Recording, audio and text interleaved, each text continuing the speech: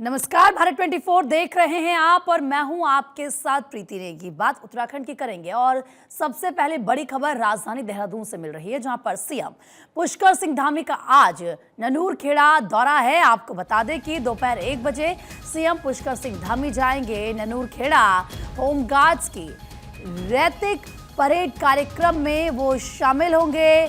ओंकारेश्वर मंदिर में कार्यक्रम भी आयोजित होगा। तो वहीं दोपहर 3:30 बजे ऊटीमठ के लिए सीएम रवाना होंगे। बड़ी खबर इस वक्त की आपको बता रहे हैं, 1 बजे सीएम पुष्कर सिंह धामी ननूरखेड़ा जाएंगे।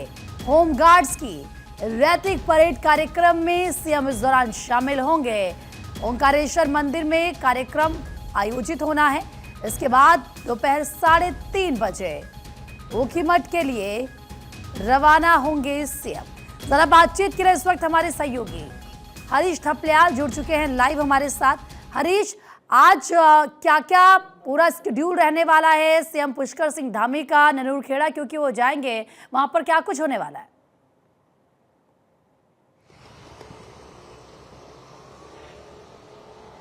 प्रीति, देखिए, उत्तराखंड के मुख्यमंत्री पुष्कर सिंह धामी का आज कार्यक्रम जो है वो पहले देहरादून में होमगार्ड की रैतिक परेड में वो शामिल होंगे। उसके बाद जो है मुख्यमंत्री पुष्कर सिंह धामी रुद्रप्रयाग के लिए निकलेंगे। वहाँ ऊखीमठ में ओंकारेश्वर मंदिर कार्यक्रम में वो शामिल होंगे, क्योंकि कल से शीतकालीन यात्रा का ऐलान मुख्यमंत्री पुष्कर सिंह धामी करने जा रहे हैं। इसको लेकर के आज मुख्यमंत्री पुष्कर सिंह धामी रात्रि प्रवास वहीं पर करेंगे और उसके बाद कल वो शीतकालीन यात्रा को हरी झंडी दे करके देहरादून वापस लौटेंगे। प्रीति जी, और क्योंकि हरीश, अगर बात करें, क्योंकि होमगार्ड्स की रैतिक परेड कार्यक्रम होना है, इस कार्यक्रम में क्या कुछ होने वाला है और ओंकारेश्वर मंदिर में भी कार्यक्रम का आयोजन किया गया है, वहां पर कितने बजे कार्यक्रम है?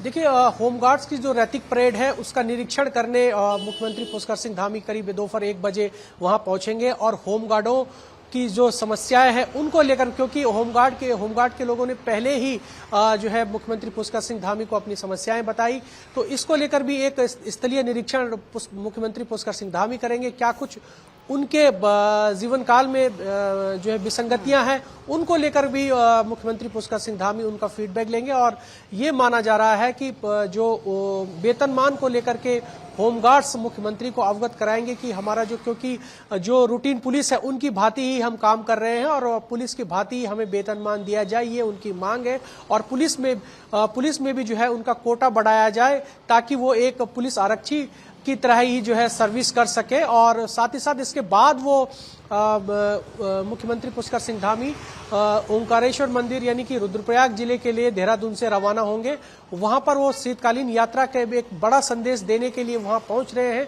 मैंने पहले भी कहा कि कल उत्तराखंड में शीतकालीन यात्रा का शुभारंभ किया जा रहा है। ये उत्तराखंड के लिहाज से बड़ी पहल है। और साथ ही साथ अक्सर क्या होता है कि 2004 धाम यात्रा ग्रीष्मकालीन में ही की जाती है, लेकिन उत्तराखंड सरकार की बड़ी पहल है कि शीतकाल के दौरान भी उत्तराखंड सरकार यात्रा को सुचारू रखना चाहती है, ताकि जो 4 धाम हमारे हैं वहां तक उनके जो शीतकालीन पड़ाव है वहां भी जो श्रद्धालु है वो दर्शन कर सके। जी बिल्कुल हरीश, और हमने देखा है कि एक मैसेज भी यहाँ से जाता है स्ट्रांग। और पिछले अगर कुछ समय से हम देखें तो खुद मुख्यमंत्री राज्य में अलग अलग जगह जा रहे हैं, वो लोगों से मुलाकात कर रहे हैं, क्या दिक्कतें आम लोगों को है, उनकी समस्याओं को जान रहे हैं और अधिकारियों को दिशा निर्देश भी देते हैं कि उनकी समस्याओं को दूर किया जाए। लेकिन हरीश, एक और चीज यहाँ से अगर देखें तो कहीं ना कहीं जब सीएम इस तरीके से यात्रा कर रहे हैं तो आम जनता के साथ उनका एक कनेक्शन हो रहा है और इससे एक संदेश ये भी जा रहा है कि जो मुख्यमंत्री है वो आम लोग जैसे ही हैं,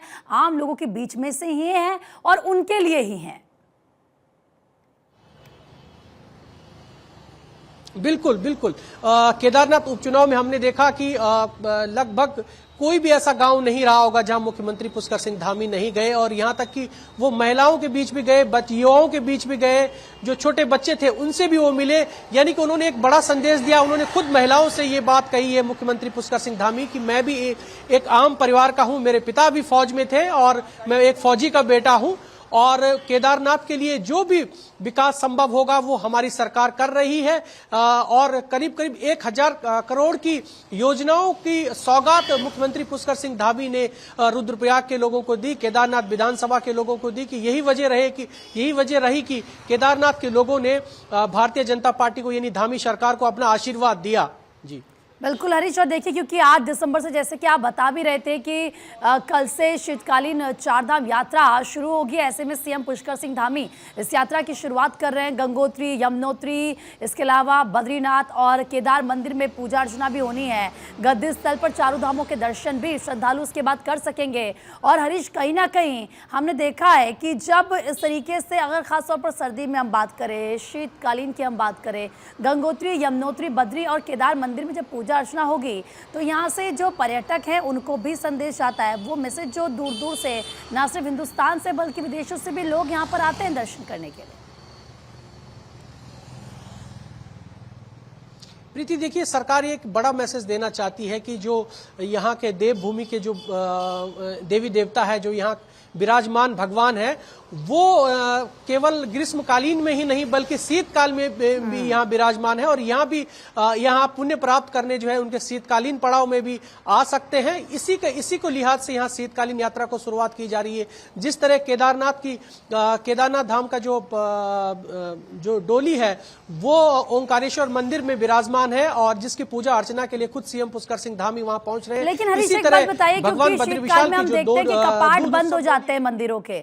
हम बद्रीनाथ, केदारनाथ की भी अगर बात करें कि एक समय के बाद जो कपाट होते हैं बंद हो जाते हैं, तो ऐसे में क्या यहाँ पर फिर किस तरीके से पूजा होगी और अगर दर्शक जो आते हैं श्रद्धालु वो किस तरीके से पूजा कर पाएंगे?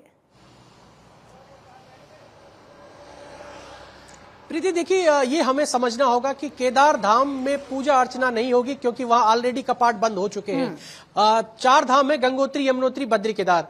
तो केदारनाथ की जो मूर्ति है वो शीतकाल के लिए ओंकारेश्वर मंदिर में लौट आती है, उखी मठ में लौट आती है, जहां पर आज पूजा अर्चना का कार्यक्रम रखा गया है और मुख्यमंत्री पुष्कर सिंह धामी वहां पहुंच रहे हैं दोपहर बाद। तो इसी तरह वहां पूजा अर्चना होगी। तो ओंकारेश्वर मंदिर में जो केदारनाथ के जो दर्शन है, केदार बाबा के दर्शन ओंकारेश्वर मंदिर में दर्शन केदार बाबा के हो सकते हैं। इसी तरह भगवान बद्रीविशाल के दर्शन पांडुकेश्वर मंदिर यानी कि जोशी मठ में हो सकते हैं।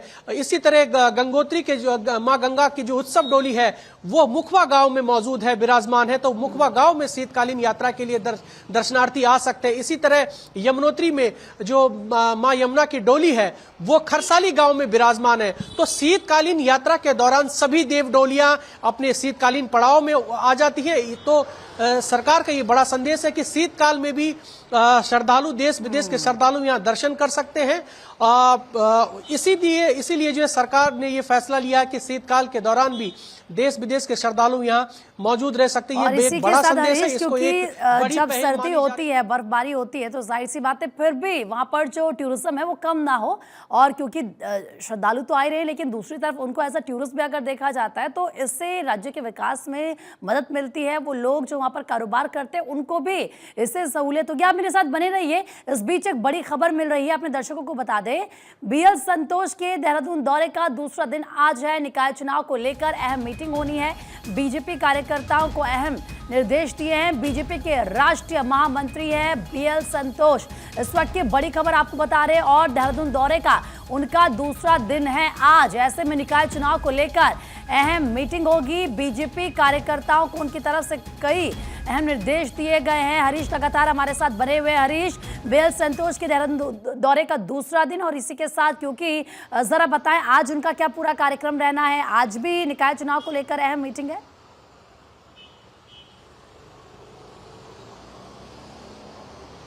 बिल्कुल, आज बीएल संतोष देहरादून में मौजूद हैं और पार्टी कार्यकर्ताओं के टच में वो लगातार है। क्योंकि कल भी हमने देखा तो कल नगर निकाय चुनाव को लेकर के उन्होंने पार्टी पदाधिकारियों के साथ बैठक की, उनसे फीडबैक लिया और उनकी पीठ भी थपथपाई और उनसे वो बेहद खुश दिखे। उन्होंने कहा केदारनाथ उपचुनाव में जिस तरह पार्टी ने बेहद अच्छा प्रदर्शन किया, शानदार जीत वहां पर भारतीय जनता पार्टी की हुई, यही जीत लगातार नगर निकाय में भी रहनी चाहिए। इस जीत को जारी रखना होगा। कार्यकर्ताओं का उन्होंने उत्साहवर्धन किया।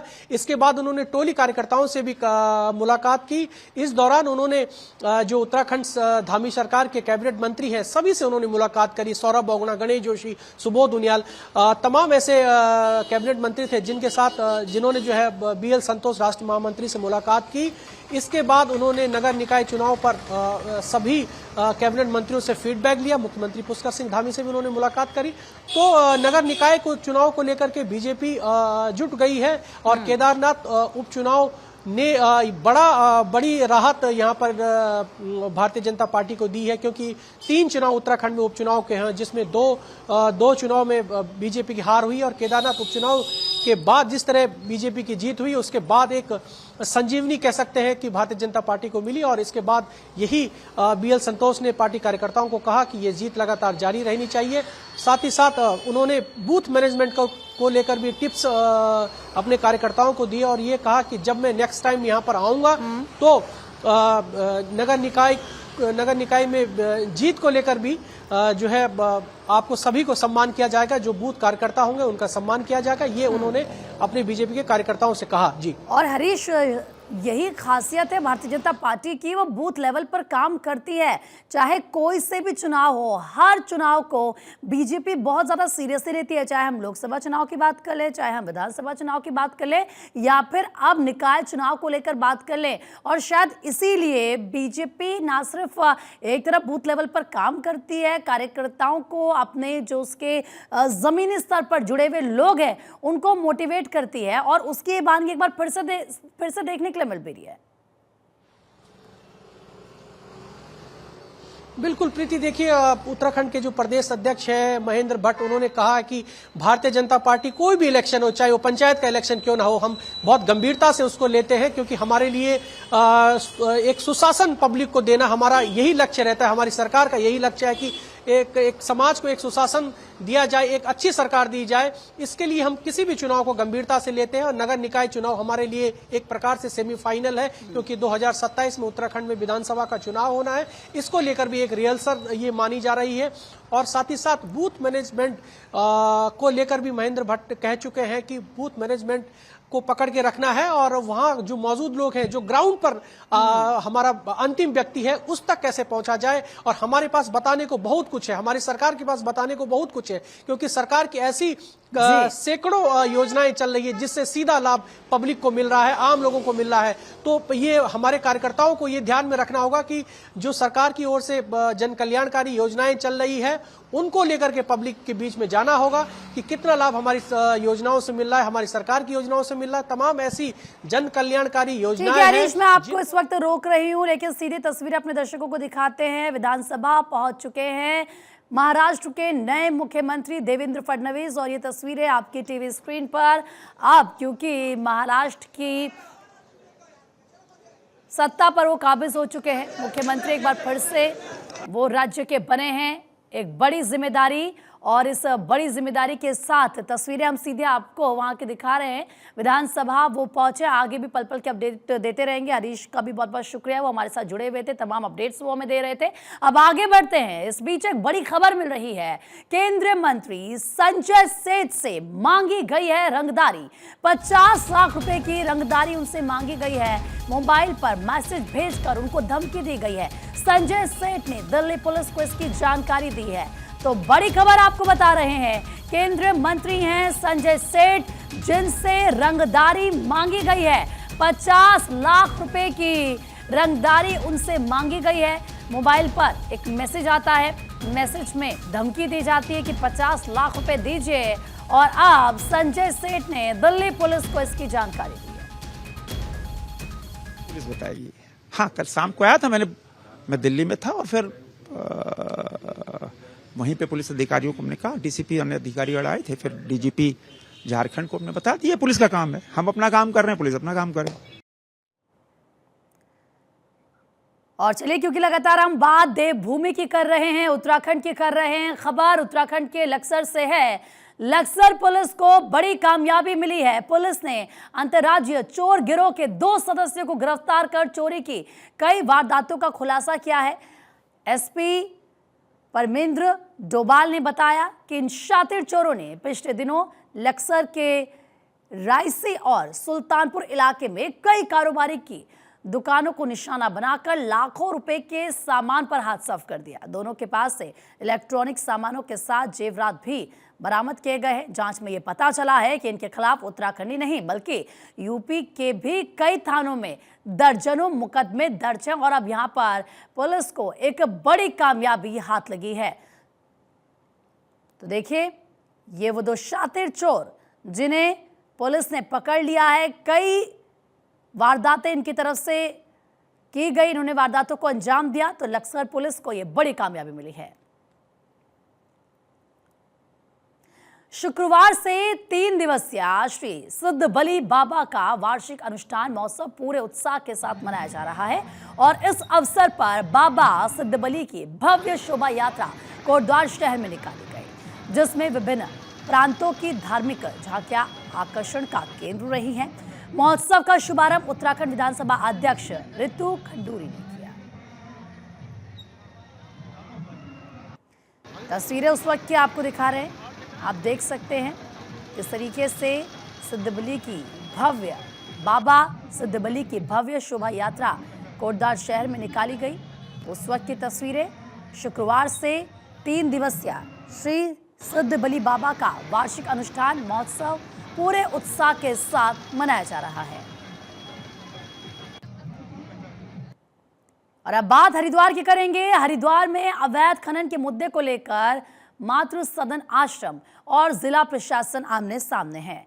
आपको बता दें कि मातृ सदन के संत प्रशासन पर ड्रेजिंग के नाम पर अवैध खनन करने का आरोप लगा रहे हैं, तो वहीं प्रशासन का यह कहना है कि नियमों के मुताबिक ही ड्रेजिंग का चैनलाइजेशन कराया जा रहा है।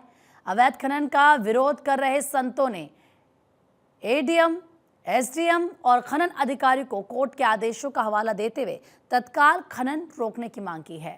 हालांकि अधिकारियों का कहना है कि खनन संबंधी काम नियमों के मुताबिक ही हो रहा है और इसके बाद नाराज मातृ सदन के संतों ने अनशन की चेतावनी दी है।